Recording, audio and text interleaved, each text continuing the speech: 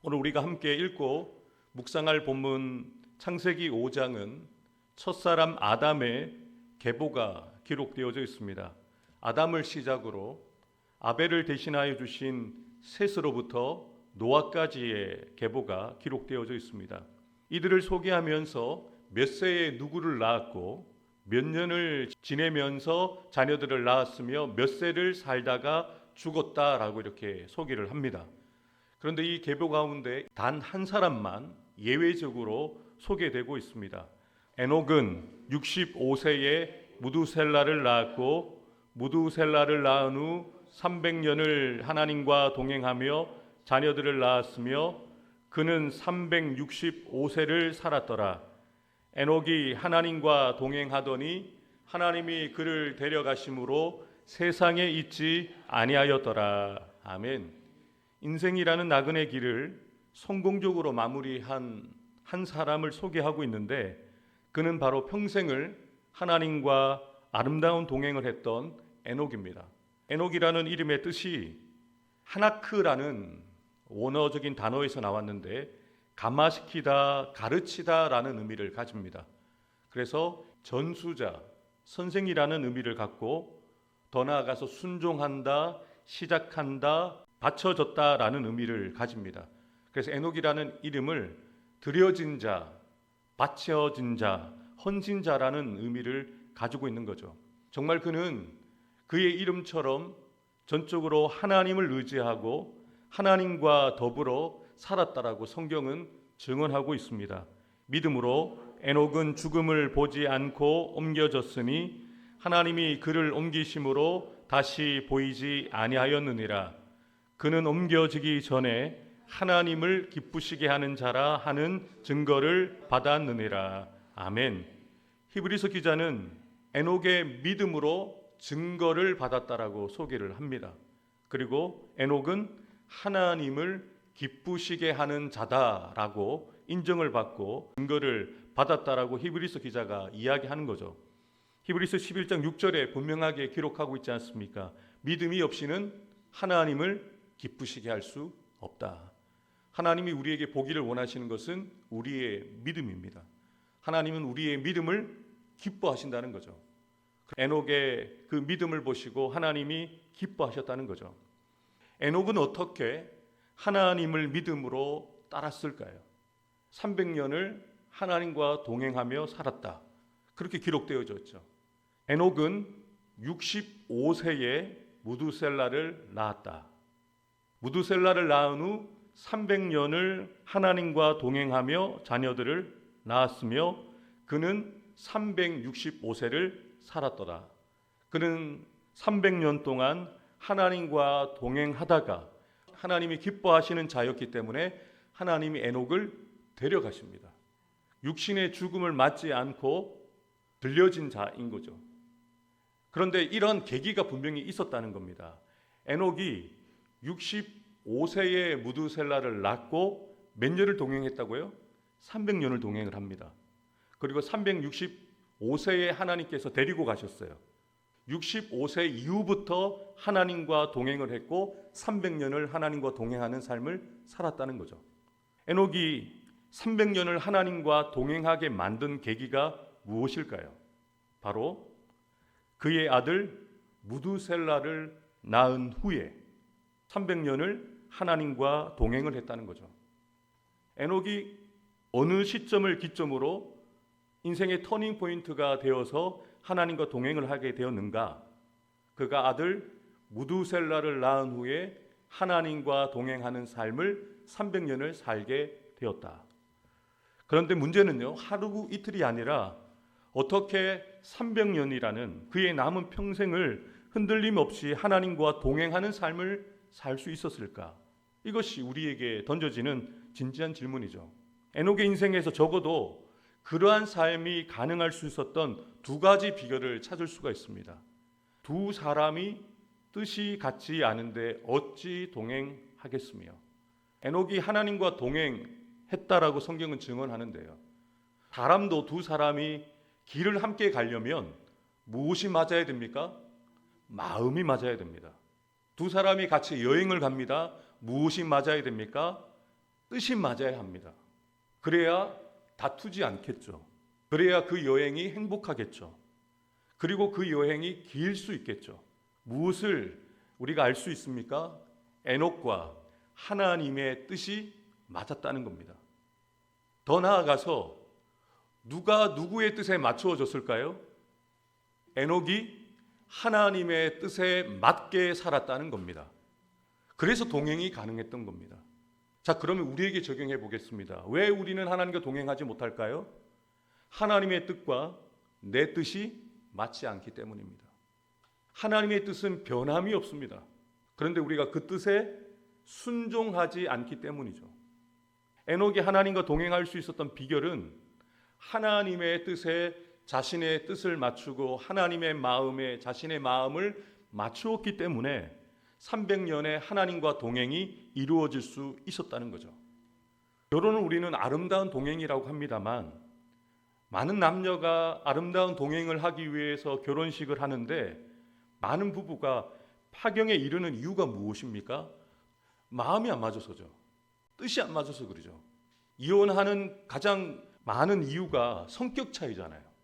서로의 성격이 맞지 않는다는 것은 다른 말로 서로가 갖고 있는 취향이 다르고 뜻이 다르고 결국 마음이 다르기 때문에 갈라서는 거거든요. 어떤 부부도 그냥 자연인 그대로 타고난 성품 그대로 두 사람의 뜻이 자동으로 일치할 수가 없습니다. 부모와 자녀들도 안 맞는데요. 어떻게 서로 다른 인생을 살아왔던 남녀가 부부가 된다고 해서 서로 마음을 맞출 수 있겠습니까? 어떻게 서로 화목하게 가정을 이룰 수 있습니까? 사랑하기 때문에 상대방의 뜻에 내 뜻을 맞추어 줄 뿐입니다.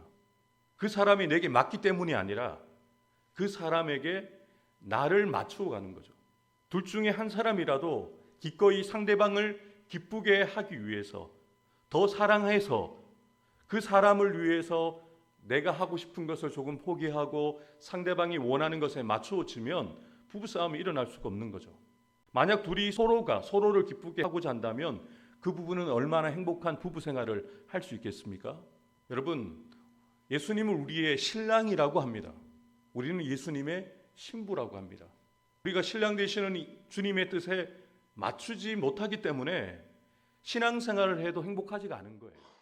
내가 원하는 대로 기도가 응답되지 않기 때문에 행복하지 않은 거예요. 근데 하나님의 뜻이 분명히 있거든요. 근데 에녹은 하나님을 기쁘시게 하는 것이 그의 인생의 목적이었습니다. 하나님을 기쁘시게 하는 것이 인생의 동기였기 때문에 그분의 뜻에 순종하는 것이 쉬워도 너무 쉬웠습니다. 내가 기쁜 것보다 하나님이 기쁘신 게 나는 더 좋아. 내 뜻보다 하나님의 뜻이 더 먼저야라는 그런 마음을 가지고 일생을 살았기 때문에 300년이라는 그 긴 세월 동안 하나님과 동행할 수 있었다는 것을 성경을 통해서 우리는 알게 되어지는 거죠. 사랑하는 성도 여러분, 여러분들도 하나님과 동행하는 삶을 살기를 원하십니까? 그렇다면 하나님의 뜻이 여러분의 인생의 가장 소중하고 가장 우선되는 삶의 목적과 동기가 되어야 합니다. 하나님과 동행하는 완벽한 삶을 사셨던 완벽한 모델이 있다면 누구실까요?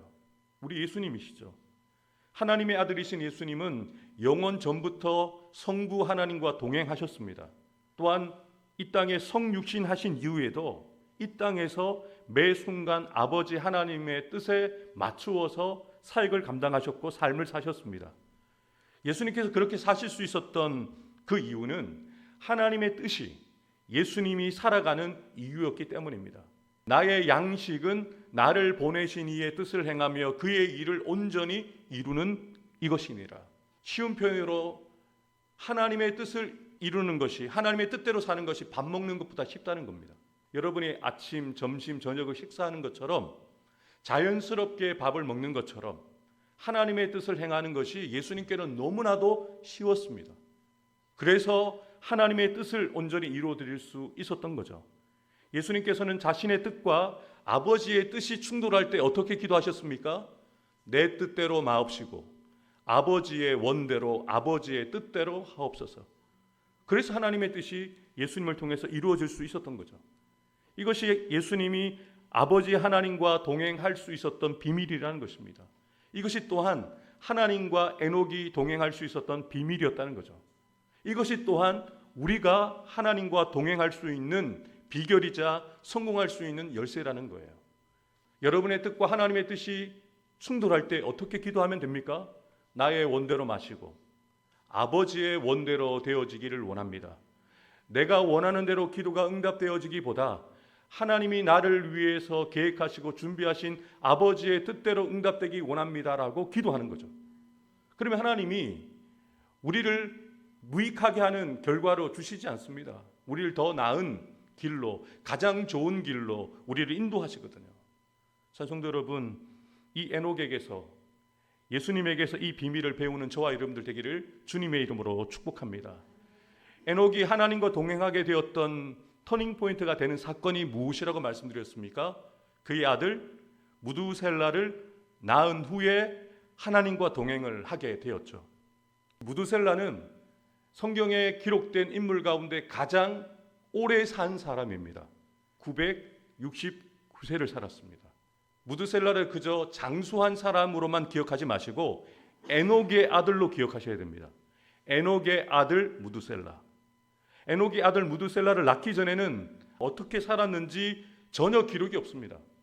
근데 중요한 것은 무두셀라를 낳고 난 이후에 에녹의 인생이 완전히 달라졌다는 거죠. 왜 에녹이 무두셀라를 낳고 그의 인생이 완전히 달라졌을까? 그 비밀이 바로 그 아들 무두셀라의 이름에 있습니다. 무두셀라라는 이름의 뜻은 창을 던지는 사람이라는 의미입니다. 뉴벨이라는 성경학자에 의하면 무두셀라의 이 이름의 뜻이 창 던지는 사람인데, 고대 부족 사람들이 싸움에서 상대 부족에서 창 던지는 사람만 죽이면 그 전쟁이 끝이 난다라고 이야기를 합니다. 그래서 무두셀라라는 이름의 뜻이 이런 의미를 갖고 있는 거예요. 그가 죽으면 심판이 온다. 여러분, 누가 아들의 이름을 심판이라고 짓겠습니까? 네가 죽으면 심판이 온다, 이렇게 이름을 짓는 아버지가 어디 있겠습니까? 그렇다면 에녹에게 셀라를 낳는 그 시기에 어떤 사건이 있었던 거죠. 하나님이 에녹에게 예언을 주신 거예요. 심판하실 것에 대한 예언을 주신 거죠.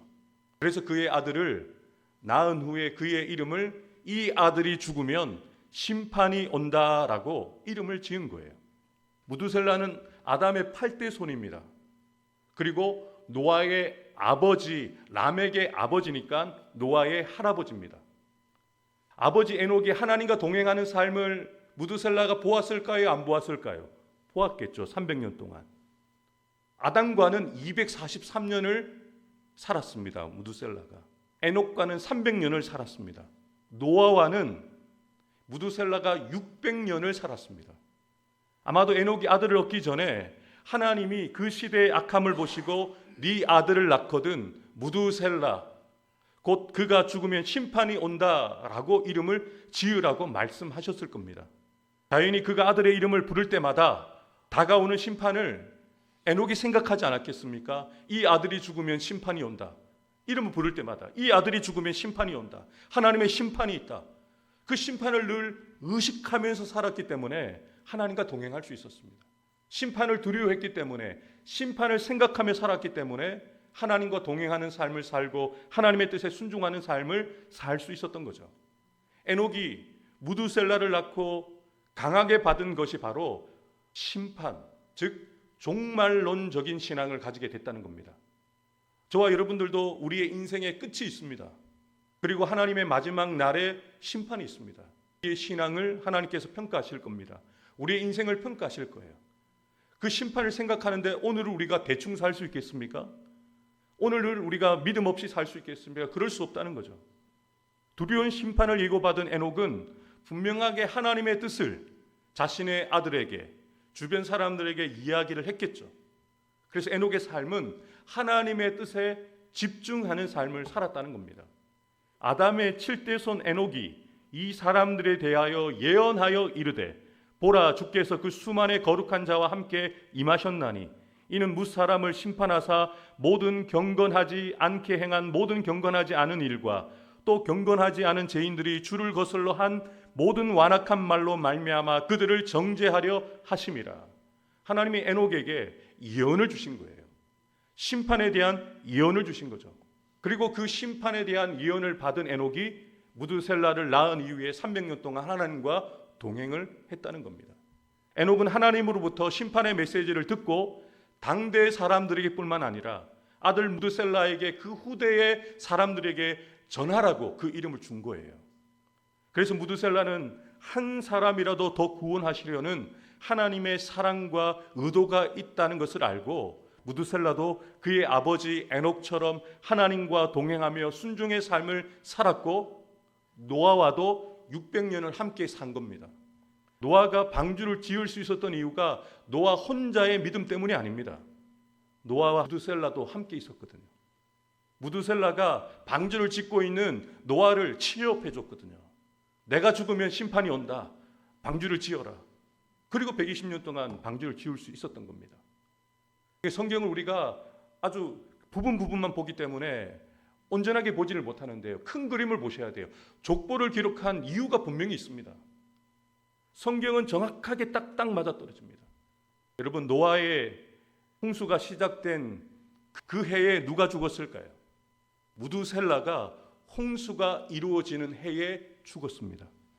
969세를 살았던 그 해에 노아가 방주를 완성하고 들어갔을 때 그 해가 바로 무드셀라가 죽은 해였습니다. 에녹이 그의 아들의 이름에 그가 죽으면 심판이 온다는 그 예언의 말씀을 듣고 이름을 지은 대로 무드셀라는 969세를 살았고 그가 죽었을 때 하나님의 심판, 홍수가 이루어졌다는 거죠. 기가 막히죠. 하나님은 그렇게 모든 일들을 하나님의 계획 가운데 이루어 가셨다는 거죠. 사랑하는 성도 여러분, 우리도 반드시 그리스도의 심판대 앞에 서게 됩니다. 그리고 선악간에 우리가 행한 것들을 하나님께서 판단하실 겁니다. 그런데 우리가 어떻게 살아야 할까요? 오늘을 어떻게 살아야 될까요? 남은 삶을 우리가 어떻게 살아야 될까요? 하나님 앞에 서게 되어지는 그 심판의 날, 나의 마지막 날이 분명히 있다는 것을 기억한다면 오늘 우리는 그렇게 살아갈 수가 없다는 거죠. 여러분, 무드셀라의 수명이 969세라고 말씀드렸는데요. 무드셀라가 187세에 그의 아들 라멕을 낳습니다. 라멕은 182세에 노아를 낳았습니다. 그러면 187과 182를 합쳐보십시오. 369죠. 그리고 무드셀라는 노아가 태어나고 노아와 함께 600년을 같이 살았습니다. 계산을 다시 해보겠습니다. 187 더하기 182 더하기 600 그러면 969세입니다. 그래서 언제 심판이 이루어졌느냐? 무드셀라가 죽었던 그 해에 홍수가 납니다. 기가 막히죠. 에녹을 통해서 하나님께서는 심판의 메시지를 수백 년 전에 주셨고 그 아들은 수백 년 동안 하나님의 심판을 예언하는 삶을 살았습니다. 그리고 노아를 통해서 방주를 짓는 그 실제 보여지는 일을 통해서 하나님은 심판하실 것이라는 메시지를 분명하게 주셨는데요. 오늘 말씀을 통해서 우리가 어떻게 살아야 할까요? 에녹과 같이 살아야 합니다. 마지막 때를 늘 의식하면서 우리가 살아가야 합니다. 하나님의 뜻에 내 뜻을 맞추는 주님과 일심 동행하는 삶을 살아야 합니다. 또한 우리는 우리의 삶이 하나님의 심판을 전하는 자로 우리가 살아가야 한다는 것이죠. 오늘 저와 여러분들이 살아가는 이유가 무엇일까요? 왜 어제 하나님의 부르심을 받았던 사람들이 살고 싶었던 오늘을 우리로 살게 하실까요? 하나님의 뜻이 분명히 있습니다. 여러분을 통해서 전하고자 하는 메시지가 있는 거예요. 그가 죽으면 심판이 온다라는 메시지를 전하는 것처럼 저와 여러분들의 삶을 통해서 전하고자 하는 메시지가 있다는 것이죠. 저와 여러분들 모두가 에녹과 같이 하나님의 뜻에 순종하여 하나님의 마음에 맞추어 동행하는 자가 되기를 원합니다. 하나님을 기쁘시게 하는 자라 인정을 받는 저와 여러분들 되기를 주님의 이름으로 축복합니다. 내 삶의 목적이 하나님을 기쁘시게 하는 데 있게 하시고 작은 일부터 큰 일까지 하나님의 뜻에 기쁨으로 순종하며 날마다 주님과 동행하는 삶을 살아가기 원합니다. 나의 죽음의 날, 나아가 마지막 심판의 날을 늘 기억하게 하시고 말과 생각과 행동이 하나님 앞에서 부끄럽지 않도록 말씀과 기도로 거룩하고 깨어 준비된 삶을 살아가게 하옵소서. 하나님께서 나의 사랑하는 부산로 교회와 나의 사랑하는 성도들의 가정과 자녀들 일터 위에 복에 복을 주시고 지켜주시며 더 큰 은혜와 능력을 더하여 주셔서 늘 평안하고 편안하게 하옵소서. 아멘.